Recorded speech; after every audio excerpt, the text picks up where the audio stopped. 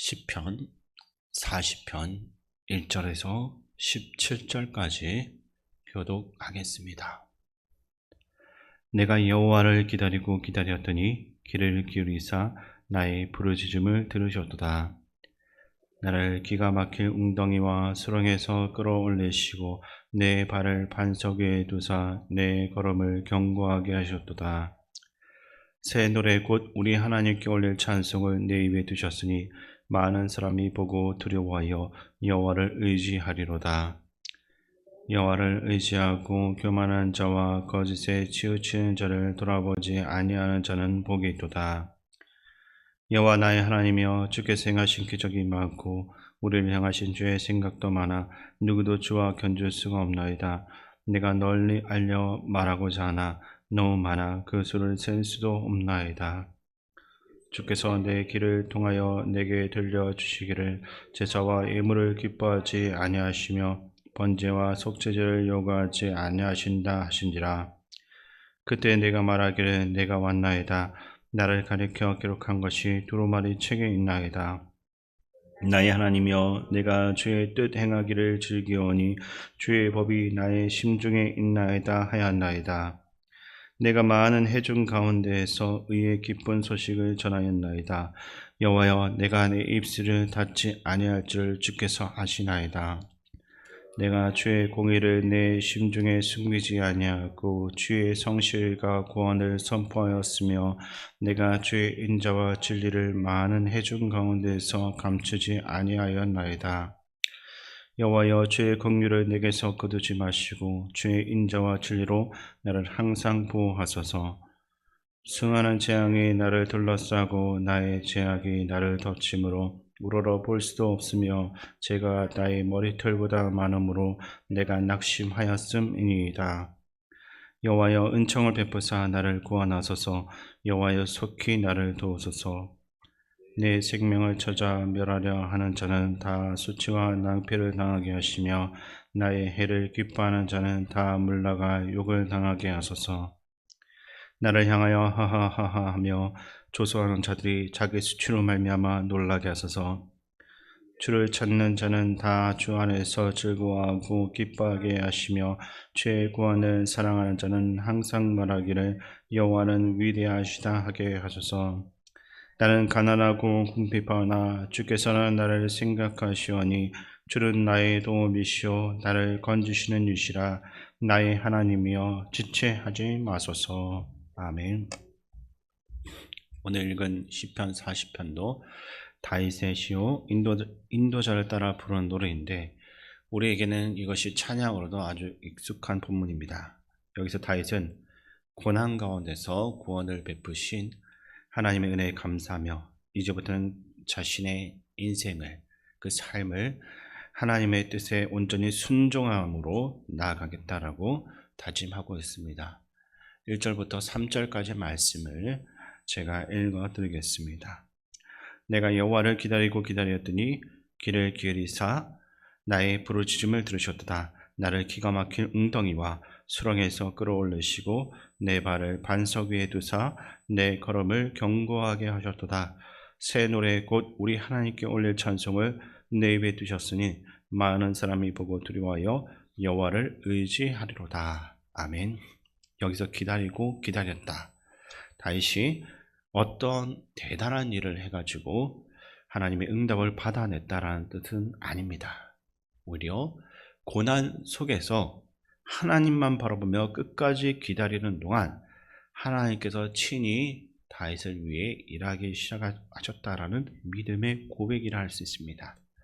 실제로 다윗은 고난이 닥쳐왔을 때 자신의 힘과 능력으로서 문제를 해결하지 않았습니다. 그는 오직 하나님만 바라보며 기다렸고 하나님께서는 그를 깊은 수렁에서 건지시고 반석 위에 세우셔서 흔들리지 않게 만드셨습니다. 그 결과 다윗의 입에는 감사와 찬양이 넘치게 된 것입니다. 이어서 4절과 5절 말씀 제가 읽어드리겠습니다. 여호와를 의지하고 교만한 자와 거짓에 치우치는 자를 돌아보지 아니한 자는 복이 있도다. 여호와 나의 하나님이여 주께서 행하신 기적이 많고 우리를 향하신 주의 생각도 많아 누구도 주와 견줄 수가 없나이다. 내가 널리 알려 말하고자 하나 너무 많아 그 수를 셀 수도 없나이다. 4절과 5절에서 하나님께서는 다윗의 삶에 셀 수 없을 만큼 깊이 관여하시고 그 안에서 함께 하셨다라는 것을 강조합니다. 그때마다 다윗은 하나님의 구원의 손길을 몸소 경험하면서 하나님께서 행하신 기적과 그를 향하신 하나님의 생각을 하나씩 알아가게 됩니다. 그래서 그는 이제 그 하나님의 생각에 대해서 노래하기 시작하는 겁니다.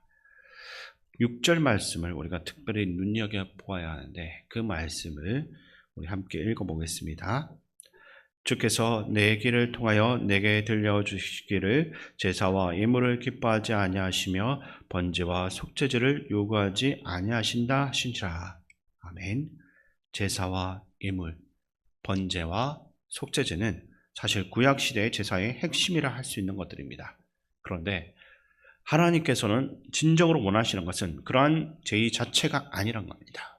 다윗은 하나님이 원하시는 것이 바로 하나님의 뜻을 분명히 깨닫고 그 뜻에 순종하는 마음이다라는 것을 고백하고 있습니다.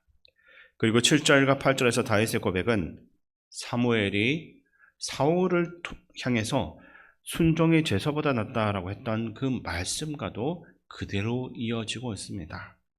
하나님은 단순히 종교적인 의식이나 보여지는 형식을 원하는 것이 아니라 진실한 마음과 인격적인 관계를 원하시고 있습니다.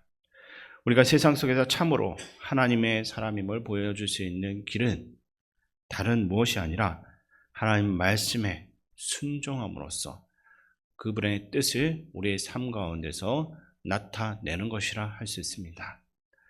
9절과 10절 말씀을 제가 읽어드리겠습니다. 내가 많은 해중 가운데서 의의 기쁜 소식을 전하였나이다. 여호와여, 내가 내 입술을 닫지 아니할 줄을 주께서 아시나이다. 내가 주의 공의를 내 심중에 숨기지 아니하고 주의 성실과 구원을 선포하였으며 내가 주의 인자와 진리를 많은 해중 가운데서 감추지 아니하였나이다. 아멘. 제사와 같은 그 제의는 사실 감춰진 곳에서 그들끼리만 은밀하게 이루어지는 경우가 많습니다. 그러나 하나님의 뜻, 하나님 말씀을 따라가는 삶은 세상 사람들 앞에서 드러나는 믿음의 행위입니다. 그렇기 때문에 여기에는 용기와 담대함이 필요하고 하나님을 대적하는 이들의 그 도전 앞에서도 결코 흔들리지 않는 힘과 능력이 필요한 것입니다.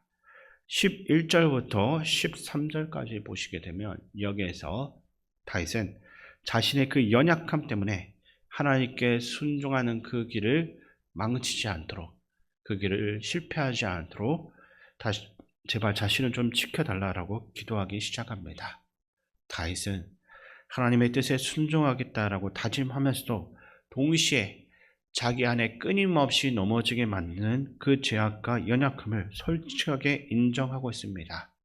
그리고 그 연약함 앞에서 낙심하지 않도록 하나님께 은총과 속히 도우심을 강구하고 있습니다.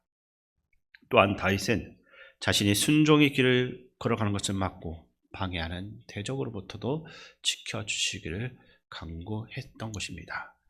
14절부터 또 16절까지 보시게 되면 다윗은 악인은 수치를 당하고 하나님을 찾는 자들은 구원의 기쁨으로 하나님을 찬양하게 해 주십시오라고 기도하고 있습니다. 그의 소망은 모든 사람이 하나님의 위대하심을 인정하는 데 있습니다. 하나님을 찾는 사람은 결국 하나님의 구원으로 참된 기쁨을 누리며 여호와는 위대하시다라고 찬양할 수밖에 없습니다. 그러나 다윗은 이러한 믿음을 고백하면서도 자신의 부족함을 감추지 않습니다.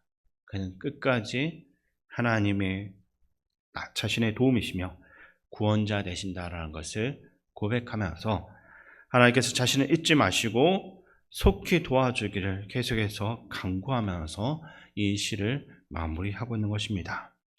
마지막 17절 말씀을 우리 함께 읽겠습니다. 나는 가난하고 궁핍하오나 주께서는 나를 생각하시오니 주는 나의 도움이시오 나를 건지시는 이시라. 나의 하나님이여 지체하지 마소서. 아멘. 다윗은 자신의 삶 전체를 통해서 하나님께 영광을 올려드리고 순종을 통해 하나님의 뜻을 준명하며 살아갔던 인생입니다. 그런데도 그러한 다윗조차 자신의 연약함이 올무가 되어서 하나님 앞에서 죄를 짓고 세상 앞에서 참 부끄러운 모습을 보이게 될 때가 있었다는 겁니다. 그래서 다윗은 하나님의 뜻에 순종하고 세상에 하나님의 이름을 전하겠다라고 외치면서도 동시에 자신의 그 부족함과 연약함으로 인해서 넘어지지 않게 지켜달라는 기도를 함께 드릴 수밖에 없었습니다. 이러한 모습은 사실 우리 주변에서 그리고 우리 자신의 삶 가운데서도 흔히 발견할 수가 있는 모습입니다.